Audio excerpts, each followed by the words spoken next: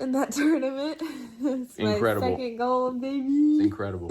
Unfortunately, that's going to be your last for a long, long time. Hello and welcome back to Unreligiously. My name is Lauren and today we are going to be doing a different style of video. This isn't my typical, I've actually not really released a reaction style video before, but that is what we're going to be doing today because so many of you have been asking me to make a video about Paul and Morgan's recent health crisis. Morgan, why don't we just share with the YouTube audience? Good to see you guys, by the way. We're glad to be back.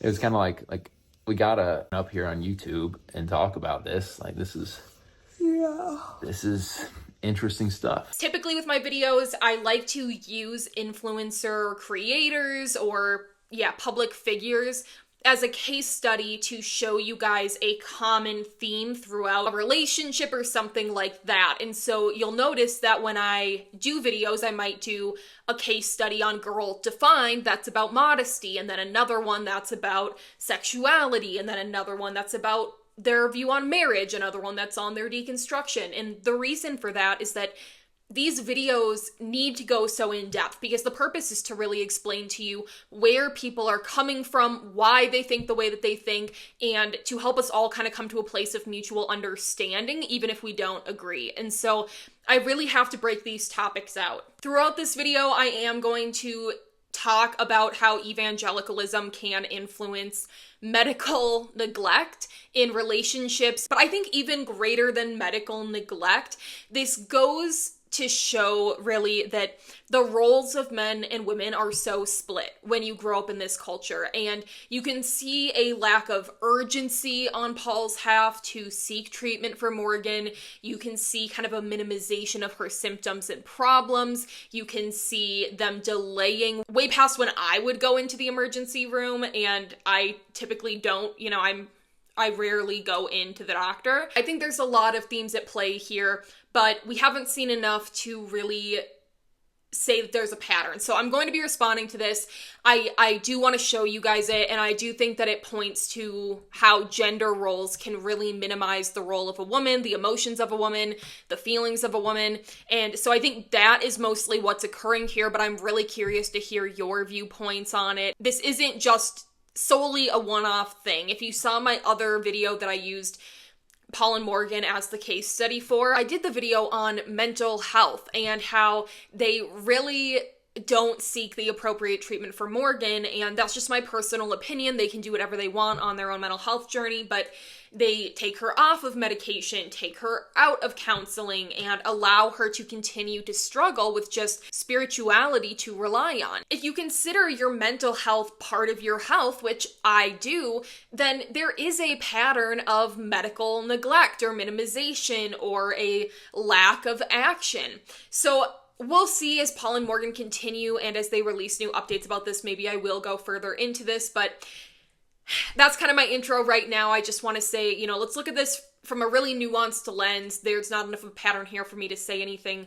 quite clear, but let's just jump right into it. I have been waking up at 5:30 in the morning to go to the gym, which I've been loving. I woke up one Wednesday morning 2 weeks ago, and I did my workout, felt great, went home, lived my life. Later that afternoon, I got the boys up from their naps and we headed down to a park that's close to us. I felt this pain in the back of my neck. It wasn't even my neck, it was my skull. Later that evening, Paul and I are supposed to go out and play pickleball. My neck, it wasn't my neck, I keep saying my neck, but my head, the base of my skull just kept hurting so bad. I couldn't really turn, but it didn't feel like times when I've tweaked my neck. I was in so much pain. I was we gotta stop. Fast forward, I play a pickleball tournament on that Saturday. I felt great. I didn't feel any pain. Get home and my dad was building a swing set for Luca and Judah. I go out there and I finish it. I build a swing set. Anywho, wake up Sunday morning and I feel that headache, achy pain back there again. Quick, I'm sorry. Apologize. I was mowing while you were building the swing set, right? Yes, babe. For the haters. You went and played pickleball. Surely not. I moved the entire swing set by myself. Which I would not have advised. Great. So woke up Sunday morning, had a headache. Around 10:45, I was sitting here on the couch with Luca. Judah was taking a nap, and I was like, something's not right. Like, this is not a normal pain. This isn't drama. It's definitely not gossip. This is about what happens when a culture teaches people that prayer is more important than medical care, and when gender theology plays out in real time on a YouTube channel with hundreds of thousands of followers. Morgan has been open over the years about her health struggles. She's talked about fatigue, dizziness, anxiety, and symptoms that many viewers have pointed out sound like POTS or other chronic illnesses affecting the nervous system. It's not a neck pain. I don't know what this is, but it's just like shooting up into my face. My vision was like blacking out, like black spots. I need to go lay down. So we did not go to church. I like passed out for like 2 hours, woke up, and which is very uncommon. I do not nap. I woke up and was like, I'm not okay. Like, I have a horrific migraine. I don't know what's going on. This pain down here, like I couldn't even like touch around this area, or else it would just like shoot. So we had actually our neighbor who's a physical therapist come over, and he kind of like examined me. He basically afterwards was like, but if like tomorrow you start experiencing other symptoms like throwing up or, you know, vision blur, your face goes numb, you don't know where you are or whatever, like go to the ER right away. But things really came to a head recently. In a YouTube video, Morgan revealed that she went into the emergency room. She described experiencing really intense episodes. Vomiting. It's terrible. I was so nauseous all day Sunday. I didn't eat, like, at all on Sunday. And then Monday, didn't eat at all. And late afternoon, I'm like laying on the floor after vomiting, and I just start like hysterically crying. Like, it's so weird how I remember this, but like I didn't know where I was. Like, I couldn't wrap my mind around the idea that I was in my bathroom. Collapsing, experiencing shaking, mental confusion, a crazy headache. Whatever was happening, it was serious enough that she had to be hospitalized. She described the experience as terrifying, and I believe her. You can completely see it in her face when she retells the story. This is not attention-seeking behavior. This is someone that is clearly in distress. You just thought I was in pain. It was hard to know because, yeah, like, and she had talked about having a migraine. I was like making some calls of like, you know, what are symptoms of a bad migraine? If she tweaked her neck, now she's got a migraine. But she was saying like, yeah, where am I? Crying. And so it just got to the point, took her to the ER. An hour later, my mom arrived. She knew that I was in a lot of pain. She came over and she was like, all right, like, it's time to go to the hospital. So we went, my mom took me. We get there and it's like a 3+ hour long wait, and I'm in so much pain. I'm like in the bathroom on my knees at the ER, like trying to throw up again, and I don't have anything in me to throw up. And my mom knew that, so she went and got the car after about an hour or so of waiting. Maybe we waited less, I don't know. It felt like 10 million years for me.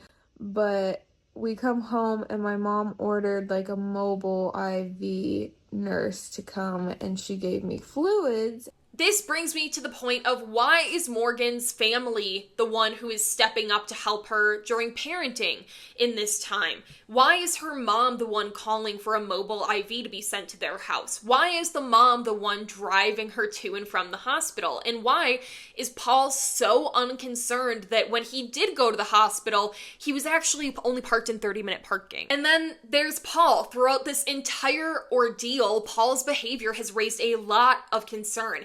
Not just from critics, but from people who really genuinely do care about Morgan's well-being.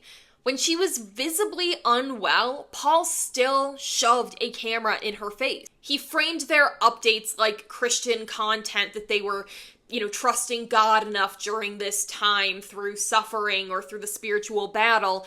instead of showing real urgency or concern. And in this video, it feels like Morgan is really exerting a lot of energy, barely speaking, and Paul is holding the phone up and narrating her condition like he's reporting. And when your spouse is in the ER, that is just not the time to be worrying about your next YouTube video or content strategy. The kind of symptoms that Morgan described, they're not just emotional or spiritual, they're neurological red flags. Like MS, seizures, there could be a number of autoimmune conditions or nervous system disorders, and yet, based on their own videos, there really doesn't seem to be an urgency to pursue testing, referrals, or answers. It's like I tweaked a muscle and I'm starting to have migraines And now. she got a really bad sunburn, so Yeah. I'm talking to my brother, and he's like, I'm pretty sure it's...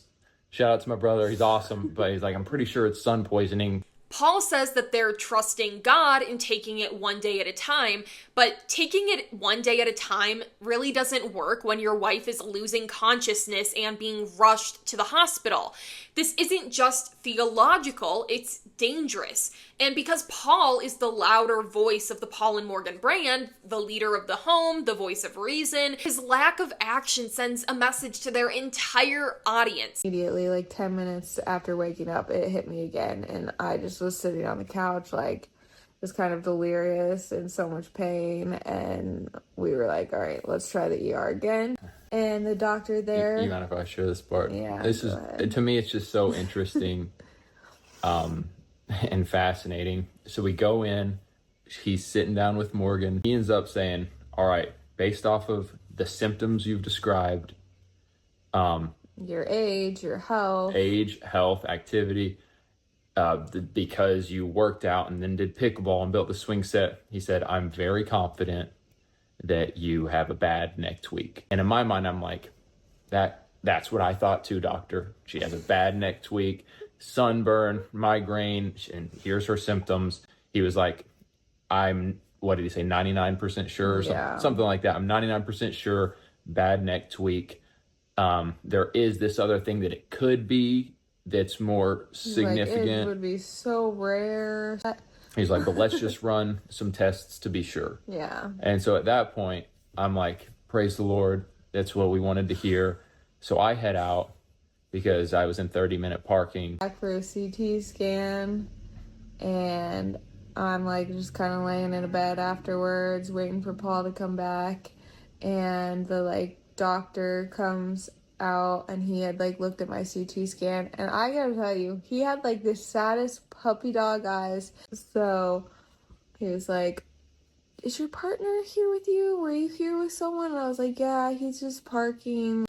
And he's like, okay, yeah, definitely tell him to come back. I just can't really wrap my head around Paul not being there with her at the hospital the whole time. Paul not being the one to call, this... We see time and time again Morgan and Paul's family having to step in to fill the relational gap that Paul lacks, and it's disturbing to see. So, got your CT results, and you have a vertebral artery dissection. He's like, yeah, it's very serious. He was like, we're gonna have the neurology team and the neurosurgeons come down and talk to you, and we'll kind of go from there. They'll be the ones to decide your treatment. So she calls me, Yeah.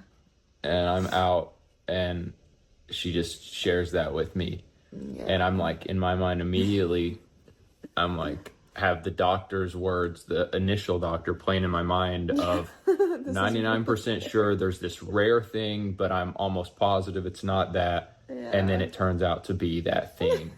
So I get back, come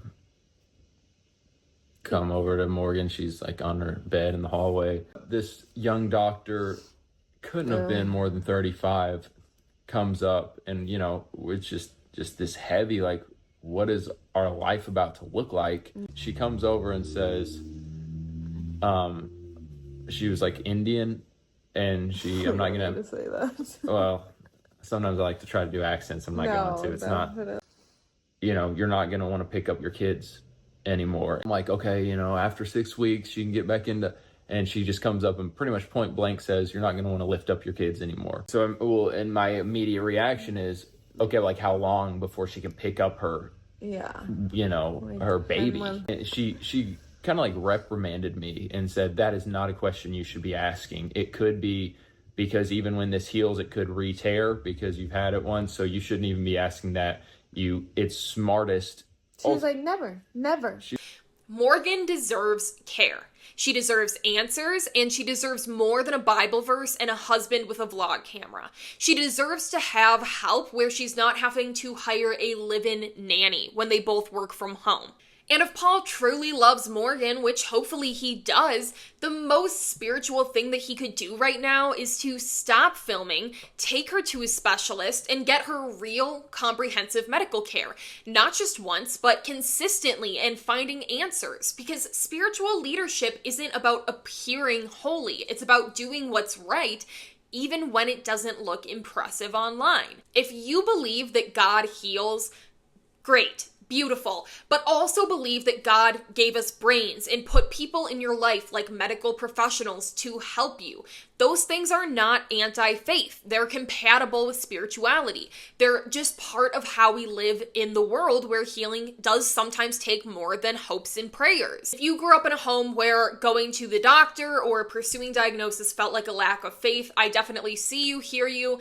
And if you were ever told that your anxiety was a demon or your illness was disobedience or that healing would come if you just believed enough, I'm so sorry, because it is harmful, and you didn't deserve to suffer in silence. You didn't deserve to feel like you were failing God, and I'm sorry that you were given a theology that confused suffering with sanctification and called it trust. You deserve real care. You deserve to heal, both spiritually and physically. And God is not disappointed in you for seeing a doctor. In fact, that might be the best stewardship of the resources that He's given you. That might be the most faithful thing you can do.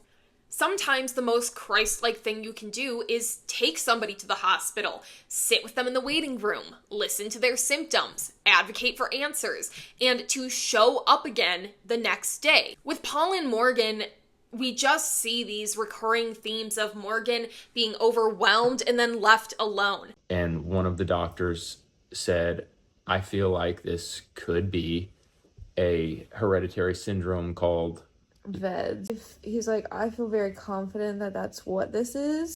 Yeah. So basically, for the next 6 weeks, I have to have a live-in nanny because I can't, get Judah out of the crib.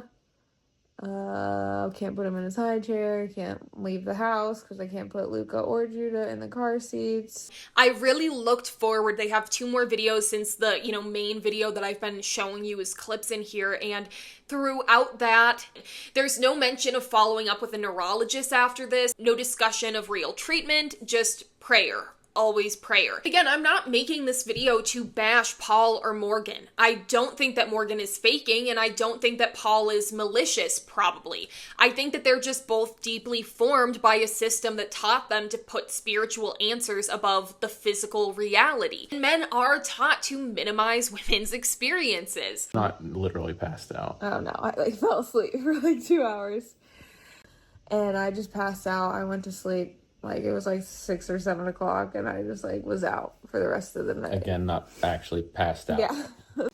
Where you're at with it, it's hard to know when something has moved into we need to go to the ER. And this isn't just about one couple. Paul and Morgan are reflecting a much bigger issue in evangelical culture. The theology that spiritualizes illness and demonizes medicine, that minimizes women's experiences. In many churches, you're taught that illness is a test, or sometimes a punishment, or a spiritual attack. Verses are quoted to imply that if you're still sick, maybe you just haven't claimed your healing hard enough. And in more charismatic circles, which Paul and Morgan have kind of gone in and out of, people are even told not to really speak their symptoms out loud because it shows a lack of faith. Going to a doctor might be tolerated, but it's also seen as second best and something that you do if you don't trust in God or your prayers weren't working. That's the messaging that Morgan is steeped in, and it's the messaging that Paul clearly believes. But here is the truth. Chronic illnesses don't care how strong your faith is, and they actually don't care what religion you subscribe to. It doesn't go away because you posted a scripture verse, and prayer doesn't replace a diagnosis, a treatment plan, or a medical team. I looked forward. They have 2 more videos since the, main video that I've been showing you is clips in here, and throughout those 2 videos, they don't give any real updates on her health, but they do show this. Morgan swimming in a pool, lifting her kids, having physically exhausting days. It does make me just ask, where is Paul? Have they gotten more answers? Just got home from the pool. I am so tired. Taking kids to the pool is just another level of exhaustion. It brings on another level of exhaustion. I was kind of like determined I'm not taking them both to the pool unless I know for sure I have help, and Paul's parents were there, so that was great. But then they left, and so it was just me and the boys, but it went great. It was just like the whole packing up, carrying everything back to the car, that was exhausting. I'm not here to say that they have to share all of her medical information online, but without any sort of updates or answers, it's really hard to say if this is even safe. I would argue that it's probably not. All right, you guys, this is this video. Let me know what you think if you want me to do, more kind of shorter reaction style videos to one-off videos like this. It's obviously, quicker and easier for me, but I also want to handle these topics with care, like I said, and I want to make sure that I'm not just using, I don't want to use Paul and Morgan for content. I don't want to demonize them unfairly. I want to make sure that when I'm talking about stuff, there is a clear pattern that we're taking from multiple videos. And like I said at the beginning of this, I do believe that pattern's here. We see the way that gender roles manifest in a negative way for them time and time again, and we do see how her mental health and the delay with this of her physical health has been not prioritized. But if you find yourself in a position like Morgan, if you watch this video and you're thinking, my husband doesn't go to the hospital with me either, my husband doesn't do this with me, maybe look into that, because I will say emotional neglect is still emotional abuse. Okay? And I'm not saying that if your husband doesn't show up to the doctor with you, that is emotional neglect and therefore he's abusive. I'm not saying that at all. But if you are consistently, if you're in a situation like Morgan where you couldn't drive yourself to the doctor and you're waiting for them way past when you should because they just don't have any sense of urgency about you, that's something to look into. If this is someone where they're not your first emergency contact, you're calling your parents above your spouse, maybe that's something worth looking at. Anyway, guys, I'm gonna wrap it here. Let me know your thoughts. I am super excited to hear your opinions on this one because it is a little bit more, of a concerning kind of gray area. If we take one thing away, let's just all, if you do pray, pray. If you want to send good vibes, but let's all just, hold some positivity in our heart right now for Morgan as she's going through this, because it does seem extremely scary and difficult. So send her some good vibes. I hope that you guys like this video. Please subscribe to my channel or double check to make sure that you're subscribed if you're not already. Like this video, comment down below. If you want to support but you don't know what to say, you can always comment a white dove or a bird in the comments and I'll respond back to you with a white heart. I do respond back to as many comments as I can, and so if you comment, there's a good chance that I'll get back to you. Please hit share and copy link. You don't have to send it anywhere, I promise, but it helps way more than you think that it will. And I'll see you guys next time. I hope you have a great rest of your week. You should feel guilty. You should feel guilty for what you did. You should have regrets and regrets and regrets and cry and feel guilty all the time.